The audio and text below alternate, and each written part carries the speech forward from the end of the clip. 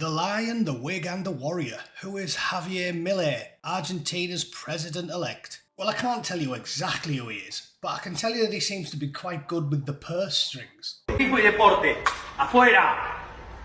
Ministerio de Cultura, afuera. Ministerio de Ambiente y Desarrollo Sostenible, afuera. Ministerio de las Mujeres y Género y Diversidad, afuera. Ministerio de Obras Públicas, afuera. Aunque te resistas.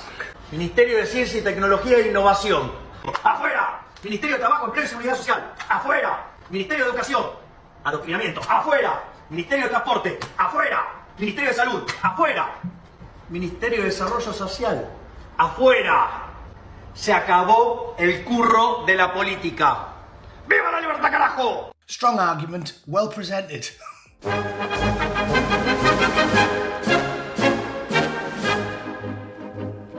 Righto, everybody's flipping out today because apparently someone who the mainstream media and the BBC don't like got elected to be the president of Argentina.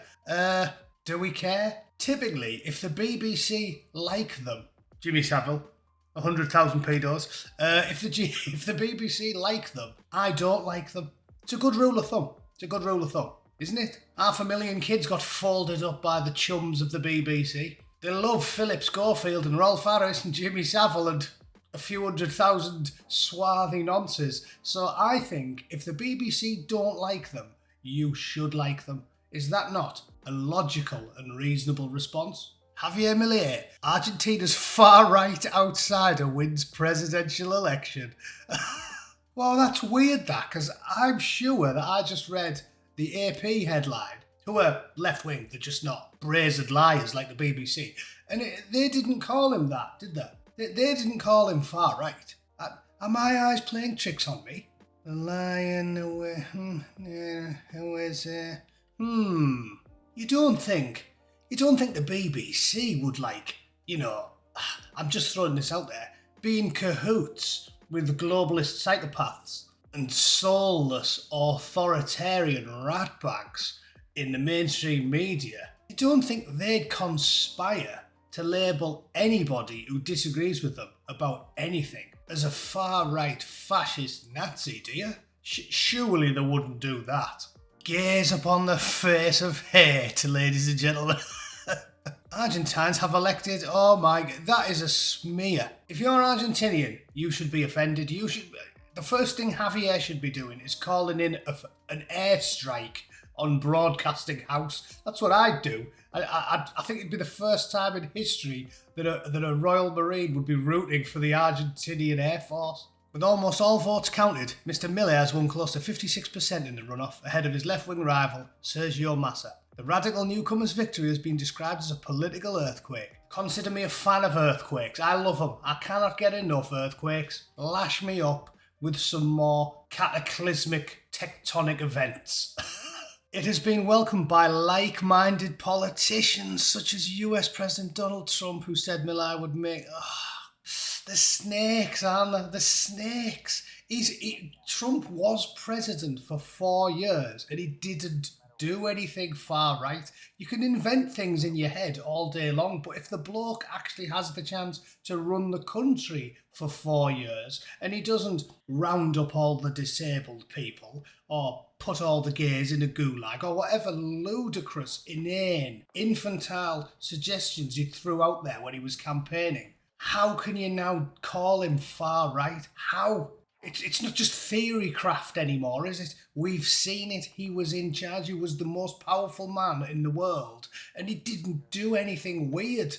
He just, tried to have peace in the world, got on well with the Koreans, got on well with the Russians, got on with the Chinese, didn't start any new wars, got people back to work, got a higher percentage of the black and minority ethnic votes, lowered taxes, and had a wonderful day-glow orange tan, which no other world leaders have got. So there's another one. Do you see what I'm saying? We've got form now. He was right there. He was in charge for 4 years and nothing happened. He didn't burn any books. He didn't gas anyone. When his critics held his head up on the front page of a magazine, he didn't do anything. Try doing that to Mussolini, see what happens. All the journalists and the judges and the activists that constantly harangued him. He didn't do anything to them. Pinochet organised some free helicopter rides. Donald didn't do anything. So how can you keep calling him this?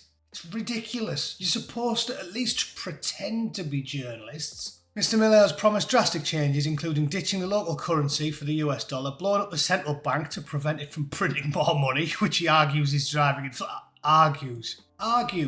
It's merely an argument that printing more money causes inflation. It's just an argument. I'll tell you what, you set up a printer in your backyard and print out a few £1,000,000 every day and see what the government has to say about it. You know why it's illegal? Because it destabilises the economy. When you do it, it's highly illegal because it destabilises the economy. But when they do it and ramp it up by a factor of 1,000, it's debatable that it does anything. No, you could just reel off $1 trillion a day in the US Treasury and it's fine, nothing's going to happen. It's just an argument. He also proposed cutting welfare payments and slashing bureaucracy by closing the ministries of culture, women, health and education, among others. He's my hero. He's my hero. Do you need a ministry of culture? Do you need a ministry of women? Those things existed long before the bloody ministry did. Normal people like me, reasonable, centrist people, support more people keeping their own money and deciding what to do with it themselves and trusting women and culture to exist regardless of the machinations of the state. British culture is the result of individual people being free and doing the things they like, following their passions. Turner and Thomas Tallis, Terry Pratchett loved him, Edward Elgar, and let's pick ones that I actually like, the Beatles, Oasis. These things that you would class as being part of British culture, they come because of the actions of free people being allowed to follow the passions. It has got nothing at all to do with the incompetent, brain-dead human sausages in suits sitting in Parliament. These ministries do nothing,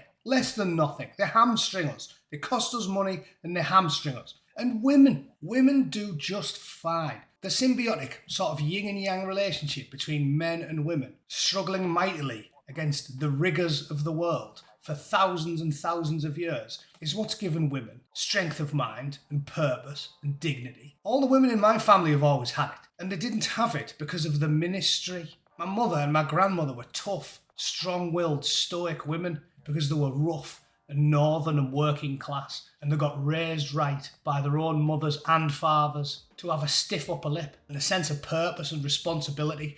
The ministry does nothing but hamstring them. You put some lunatic eco-warrior in charge of the women's ministry and they tell them, you know who's a woman? Bloke. With a chopper. Yeah, shut up, do as you're told, this man wants to speak. That's what the modern ministry tells them. So don't tell me we need all these ministries. This bloke is a hero. I wish him all the best. And if you've been brainwashed into thinking the government is going to fix all your problems after looking around you for the last 30 years, now seeing how stupid and ignorant and lacking in common sense the people that run the world are, you need to give your head a good shake. Have some confidence in yourself and your family and your friends and your neighbours and get to it. Get to it yourself, look to yourself and look to your community. And forget about David Lammy and Diane Abbott coming to the rescue, because all they do is rob you. You will be much better off keeping more of your money and keeping more of your freedom and working to improve your lot yourself. Okay, that's all I've got to say about it. Rant of the day over. Congratulations to Javier or Mr. Milei, or however you pronounce it. I'm on board with this agenda and you should be too if you have any confidence in the human race. But what say you? Do you like it when twats in suits run amok? Do you think that's better? I'd love to know how you come to that conclusion. Let me know in the comments. And I will see you all very soon. Toodle pip. Cheers.